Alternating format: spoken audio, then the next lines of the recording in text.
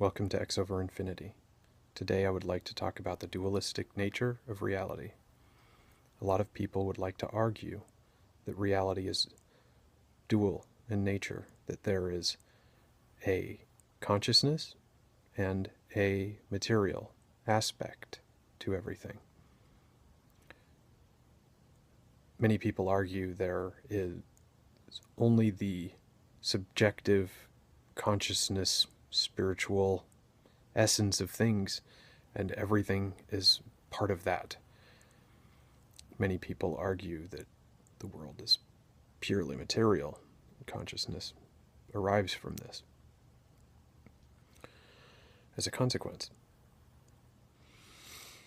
Now, I am not going to argue that there are two aspects of reality. I'm going to argue, for the sake of argument, for the sake of my argument, of X over Infinity in a roulette wheel,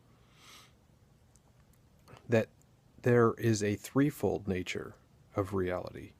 That there is both the concrete physics, the material, matter and energy, space-time, internally consistent pattern of reality. And that is one level. There is the movie in your head, the experience of subjective reality. Your and everyone's internal movies that play in their head, including their feelings, identities, thoughts, senses, everything that is experienced, felt.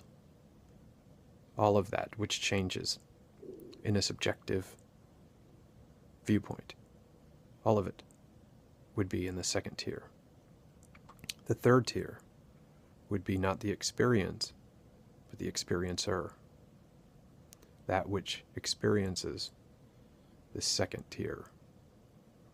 This is what I'm arguing is infinite in domain.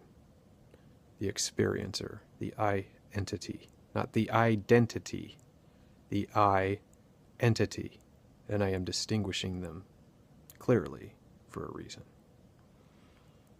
I am not arguing that your identity survives death, one way or the other.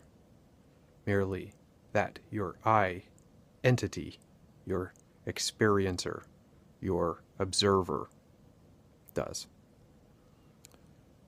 If I feel different from one day to the next, one decade to the next, I feel like a different person. If I was working with a different brain and different memories, I would definitely feel very different. My identity would be completely different. My thoughts, feelings, experiences, all of them. Let alone if I was working with something that wasn't even a brain, who knows what's out there.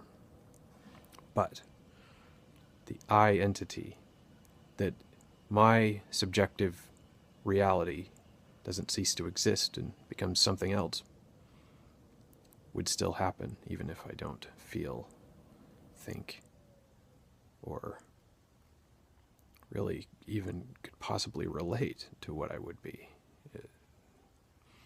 This is the extent of my argument. The I entity continues to exist. As for the material world, as for the mental landscape, I make no assumptions whatsoever. It would seem to me rational that the I entity would be non-local. But that's an inference, and not even necessarily a strong one. That is all. The I entity, the observer, the experiencer, rather than the experience, has an infinite domain.